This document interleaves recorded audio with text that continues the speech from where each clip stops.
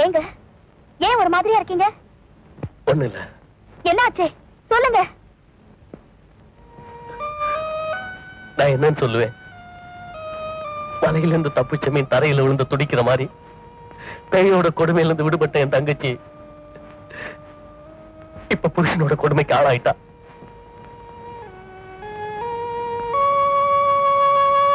பொண்ண தெய்வமாக்கி கும்பிடுற இந்த மண்ணுலதான் பொண்ண மண்ணுக்கு சமமா மதிச்சு கொடுமைப்படுத்துறவங்களும் இருக்காங்க.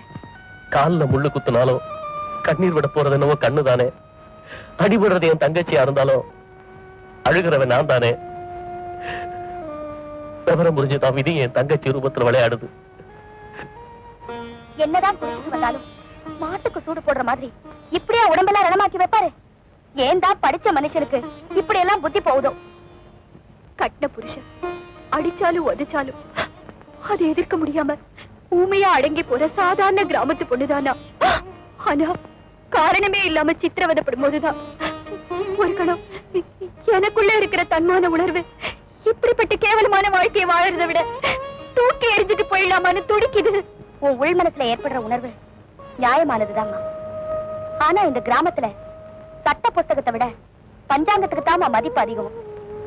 கற்பகம், இந்த அடி உதவியெல்லாம் தாங்கிக்கிட்டா உனக்கு பேரு உத்தமி, உதறி தள்ளிட்டா வாழா வெட்டி, மனசொடிஞ்சு தற்கொலை பண்ணிக்கிட்டா நீ ஒரு கோழை. ஒண்ணு மட்டும் சொல்ற, கோழையா சாகிறத விட வாழா வெட்டியா கேவலப்படுறத விட இந்த சித்திரவதையெல்லாம் தாங்கிக்கிட்டு உத்தமிங்கிற பேரோட வாழறதுல ஒரு தனி சுகம் இருக்கு. கவலைப்படாத கற்பகம், உன்னோட அழுகுரல் நிச்சயமா அந்த தெய்வத்துக்கு கேட்கும். அந்த பங்காரு காமாட்சியின் அருளால உன் வேதனைக்கெல்லாம் ஒரு வழி பிறக்கும். நம்ம தமிழ்நாட்டு தாய்க்குள்ள இருக்காங்களே, இந்த மாதிரி சாதாரண அடிவதைக்கெல்லாம் அசந்திர மாட்டாங்க. அவங்க நம்ம விட்டு ஒதுக்கணும்னா அதுக்கு ஒரே வழி மானபங்கம். கரெக்ட். துரியோதனை என்ன செஞ்சான்? அரச சபையை ஆடிட்டோரியம் ஆக்கி அமைச்சர்ல இருந்து அத்தனை பேரையும் ஆடியன்ஸ் ஆக்கி திரௌபதி சேலையை உருவல. சகோதரா, அதே மாதிரி உன் மனைவியை நீ மானபங்கப்படுத்தி பாரு. அந்த அவமானம் தாங்க முடியாம அவ ஆத்துலியோ குளத்துலியோ விழுந்து செத்துருவா. அப்புறம் என்ன, நீ திட்டமிட்டபடியே 2ஆம் கல்யாணத்தை ஜாம் ஜாம்னு பண்ணிக்கலாம்.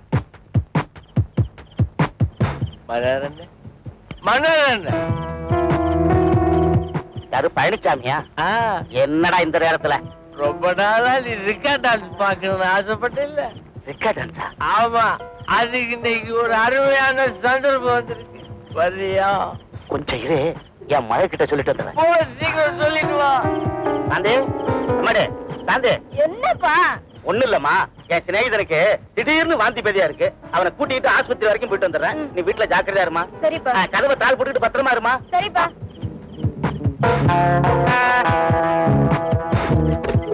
அம்மா, என்னப்பா? பக்கத்து ஒரு டூரிங் டாக்கீஸ்ல திருவிளையாடல்னு ஒரு பக்தி படம் நடக்குதுமா, போய் பாத்துட்டு வந்துடுறமா. மத்த பசங்க மாதிரி கண்ட படத்துக்கு போகாம பக்தி படம் பாக்கணுங்கிறியே, மவராசனா போயிட்டு வாப்பா. போயிட்டு வரமா. போயிட்டு வாப்பா.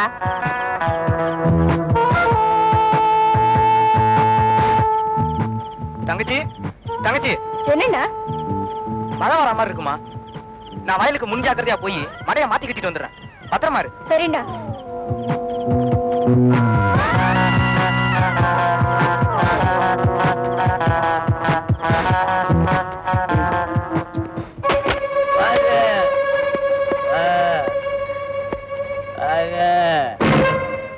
பாருங்க என்னடா அது ரிக்கா டான்ஸ் காட்டுறேன்னு சொல்லி உன் வீட்டுக்கு கூட்டு வந்துட்ட? தோஸ்து இடம் மாதிரி வந்துட்டாரு இல்ல மச்சு? கடாமார்க்கு சாராயத்தை சோடா இல்லாம சாப்பிட்டதால ஒரு நெகா இல்லாம போய்டா. பார்க்க மாட்டேங்கலாம். ரிக்கா டான்ஸ்னா மேடை போட்டுதான் ஆடணுமா? ஏன் வீட்டுல ஆடக்கூடாதா? ஆடுறா நீங்க பார்க்க மாட்டீங்களா? பார்க்கலாமே. ஆமா பழனிசாமி, பழனிசாமி, அந்த ஆட்டத்தை ஆடுறதுக்கு எந்த வீட்டுல யாரு இருக்கா? இருக்காரு என் தர்ம பாட்டி ஆட போறா. என்னங்க? என்னடி என்ன அலற?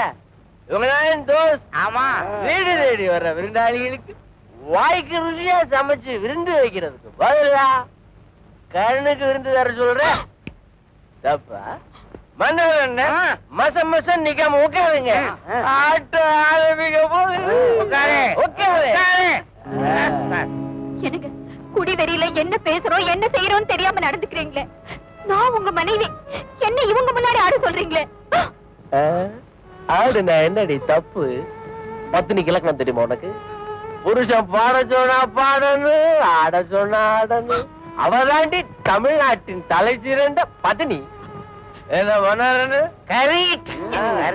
அர்த்தராத்திரியில யார் யாரையோ கூட்டிட்டு வந்து என்ன அவமானப்படுத்த நினைக்கிறீங்களே, இது அடக்குமா? ஐயா, என் புருஷன் தான் நிதானம் இல்லாம இப்படி நடந்துக்கிறாருன்னா அதுக்கு சம்மதிச்சு நீங்களும் உட்கார்ந்து இருக்கீங்களே, இது நியாயமா? அடுத்தவன் பொண்டாட்டிய தாயா தங்கையா மகளா பாவிக்கிறது தான் தர்மம்னு புரியாம என்ன ஆட விட்டு அதை பார்த்து ரசிக்கணும்னு நினைக்கிறீங்களே, இது முறையா? தயவு செஞ்சு எழுந்து வெளியில போங்க. அவங்க என் உயிர் சிநேகிதங்க. அவங்க வெளியே போக சொல்ல உனக்கு என்னடி உரிமை இருக்கு? அவங்க உன் தர்ம உபதேசத்தை கேட்க வரல, உங்க தர்ம தரிசனமா பார்த்து ரசிக்க வந்திருக்காங்க. அவங்க ஆசையை நிறைவேற்றி வைக்க வேண்டியது உன் கடமை. முடியாது, முடியவே முடியாது. என் உயிர் போனாலும் நான் இதுக்கு சம்மதிக்க மாட்டேன்.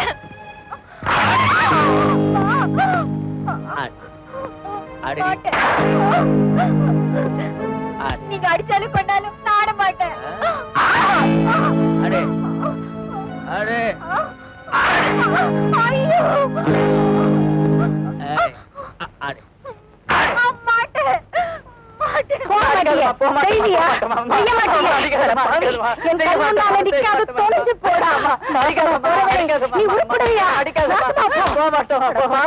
அந்த பழனிசாமி தான் புத்தி கெட்டு போய் அவன் மனைவியை ஆட சொன்னாலும் கண் கொண்டு பார்க்கவும் மனசு எப்படிடா துணிஞ்சது.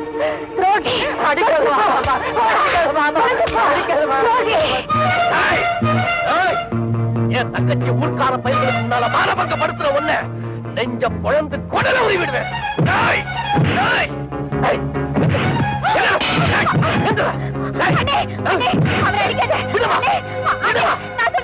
இவன் உன்னை கொலை பண்ணி நல்லா பண்ணிப்பேன். பாவி, உன் மானத்தைய தண்டிக்கு கொண்டு வந்துட்டாரே, இவரை நான் உயிரோட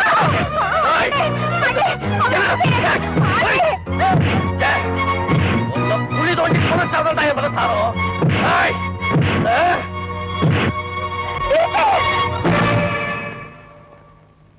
இவர் என்ன தொட்டு தாலி கட்ட புருஷன் என்ன அலங்கோலப்படுத்தி ஆட சொல்ல மட்டுமில்ல, என்ன கொடுமைப்படுத்தவும் கொல்லவும் கூட இவருக்கு உரிமை இருக்கு.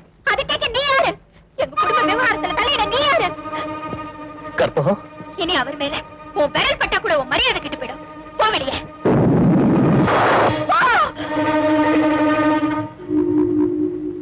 மனுஷனாயா கமிஷனுக்காக ஆசைப்பட்டு நல்லா இருந்த பழனிசாமியை கெடுத்து அவனை குடிகாரன் ஆக்கி செய்யக்கூடாத பாவத்தெல்லாம் செய்ய வச்சு இப்படி பண்ணிட்டியே, நீ உருப்படுவ? மகாபாரதத்துல சகுனி, ராமாயணத்துல கூனி, பழனிசாமி வாழ்க்கை இந்த கைலாசம்னு எல்லாரும் என்ன தப்பா நினைச்சுக்கிட்டு இருக்கீங்க. ஆனா நடந்தது என்ன தெரியுமா? மாரிமுத்துக்கிட்ட இருந்து காயத்ரியை பிரிக்கணும். அதுக்கு மறைமுகமா கற்பகத்தை கொடுமைப்படுத்தணும். இது ராஜதுரையோட திட்டம். ஏய், பணக்காரனையும் அரசியல்வாதியும் பகைச்சுக்கிறவன் முட்டாள். நான் புத்திசாலி.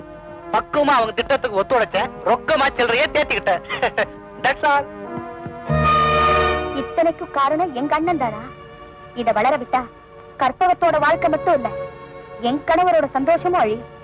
நிச்சயமா அடுத்தவங்களோட அழிவுக்கு நான் காரணமா இருக்க மாட்டேன். மேல் மருவத்தூரிலே அம்மா எங்கேயும் ஓம் சக்தி நாதமே. ஓம் சக்தி, ஓம் சக்தி, ஓம் சக்தி.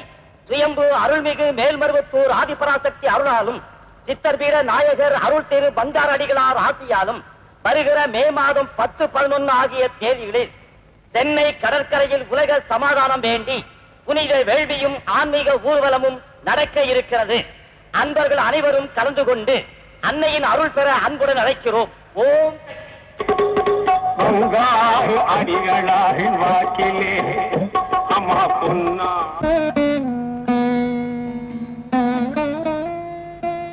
உன்னோட பக்தனா என் மனசுல சமாதானம் இல்ல.